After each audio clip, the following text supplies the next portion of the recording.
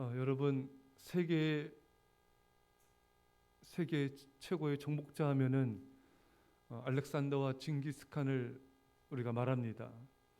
근데 땅을 정복한 땅의 크기를 살피면은 알렉산더와 징기스칸은 비교가 안 됩니다. 이 알렉산더 또 나폴레옹, 히틀러가 정복한 땅을 다 합쳐도 징기스칸이 정복한 땅보다 부족한 것입니다. 징기스칸이 정복한 땅이 훨씬 더 많습니다. 그래서 워싱턴 포스터는 지난 1000년 동안 가장 위대한 사람으로 징기스칸을 뽑고 있는 것입니다. 자, 이들은 강력한 힘을 가지고 세계를 정복하고 땅을 정복했습니다. 근데 하나님께서 오늘 우리에게 뭐라 말씀하고 계시냐면은 온유한 자가 땅을 얻으리로다. 여러분, 정말 강력한 힘은요, 칼과 창이 아닙니다. 온유한 자가 땅을 얻습니다. 온유한 자가 진정한 하나님께서 주시는 축복을 누린 것입니다. 자, 그렇다면 이 온유가 뭔가? 민수기 12장 3절에 보면 이 사람 모세는 온유함이 지면의 모든 사람보다 승하더라. 모세는 온유한 자가 됐습니다. 여기에 쓰인 온유는 길들여진 야생마. 우리가 모세도 여러분 얼마나 야생마처럼 날뛰었습니까? 화가 나면 그냥 사람을 쳐 죽이고 모래 덮어버리는 그 정도로 자기 성질이 많고 화가 많고 통제가 안 되는 사람 아니었겠습니까? 하지만 그가 광야 40년간의 연단을 통해서 온유한 자가 되었습니다. 길들여진 야생마가 되었습니다. 하나님 말씀이라면은 순종하는 거예요. 하나님 앞에서는 무조건 엎드려 복종하는 것입니다. 이제 자신의 자아를 십자가에 못 박은 거예요. 이 사람이 바로 온유한 자인 것입니다. 많은 사람들이 이제 온유하면은 부드럽다. 맞죠? 온유라는 말 단어 속에는 따뜻할 온, 부드러울 유, 따뜻하고 부드러운 사람이 온유 맞습니다. 그것도 하나의 온유의 모습이에요. 하지만 겉으로는 이렇게 따뜻하고 온유한 것 같은데 참 하나님 앞에서 이렇게 참 말씀에 순종함에 있어서는 고집을 푸고 자기 주장을 꺾지 않고 이렇게 완고한 모습이 많은 사람들이 참으로 많습니다. 이것은 성경적인 온유가 아니에요. 겉은 참 사람이 좋아 보여요. 근데 들어가 보면은 참 하나의 말씀 앞에 고집스러울 정도로 아주 강팍하고 아주 자기 주장을 꺾지 않는 그런 자들이 참 많은데 이 사람은 진정한 온유한 자가 아닌 것입니다. 하나의 말씀 앞에는 자신의 자아를 십자가에 못 박고 순종하는 사람, 하나의 말씀 앞에는 자기 생각이 없는 거예요. 자기 계획이 없는 것입니다. 오로지 하나의 뜻만 있는 것이에요. 이 사람이 바로 온유한 자, 하나님께 길들여진 자인 것입니다. 온유한 자는 하나님을 사랑하고 경외하는 하나님 앞에 자신을 드릴 수 있는 그런 자인데 그런 자는 땅을 차지한다. 이 땅은 축복의 땅, 가나안 땅을 뜻할 수도 있고요. 또 하나님께서 주시는 축복을 의미합니다. 여러분, 우리가 하나님 앞에 축복을 받는 건요, 축복을 추구해서가 아니라 잠언 22장 4절 말씀처럼 겸손과 여호와를 경외함의 보상은 재물과 영광과 생명이니라. 하나님을 경외함을 통하여 재물과 영광과 생명이 우리에게 하나님의 은혜로 주어진 것입니다. 이게 진짜 복이죠.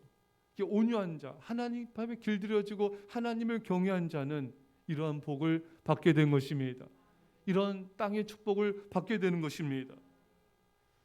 창세기 26장 12절에 이삭이 그 땅에서 농사하여 그 해 100배나 얻었고 여호와께서 복을 주심으로.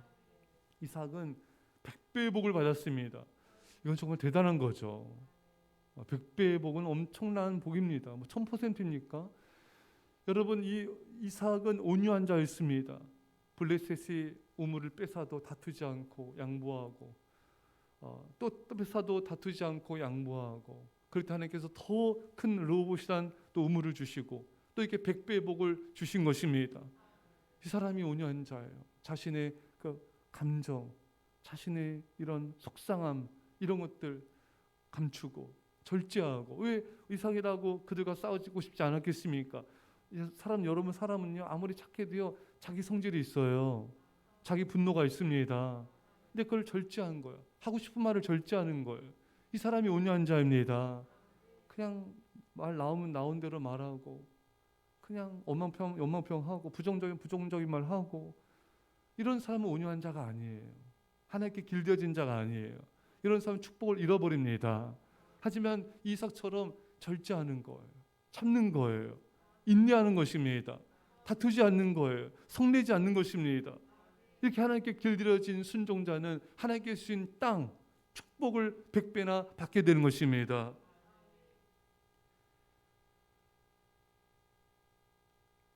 자, 여러분, 또 이 땅은 하나님께 주신 축복을 의미하기도 하고 하나님이 다스리는 영역을 뜻하기도 합니다. 그러니까 하나님이 다스리시는 영역 안에 거한다는 것 자체가 축복입니다. 우리가 불순종하고 원망하고 불충성할 때는 사탄이 주는 영역 속에 거하는 거예요. 하자 우리가 이렇게 하나님 앞에 길들여지고 온유한 자가 되고 하나님을 경외하며 순종하면은 하나님의 통치를 받게 됩니다. 하나님의 지배를 받게 돼요.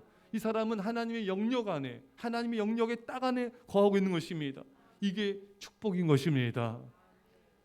또 이 땅은 궁극적으로는 하늘의 기업, 천국을 의미하는 것입니다.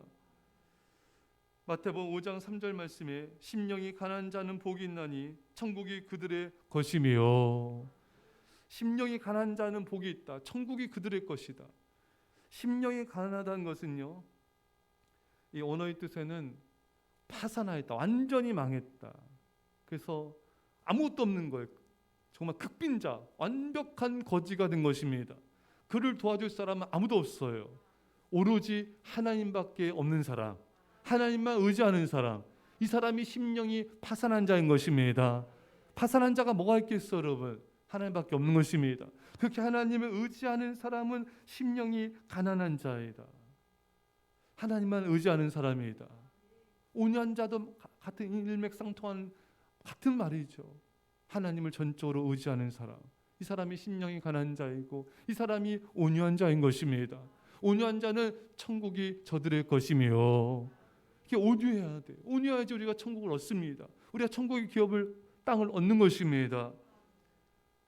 사랑하는 성도 여러분, 여러분과 제가 이 새벽에 온유한 자가 돼서 천국을 소유한 자가 되도록 기도합시다. 주님, 주 앞에 길들여지기 원합니다. 주 앞에, 하나님 앞에 온유한 자가 되기 원합니다. 그래서 하나님의 통치를 받고 하나님의 축복을 받고 저 천국을 기업을 얻는 우리 모두가 되게 하여 주십시오. 여러분, 참 그래요.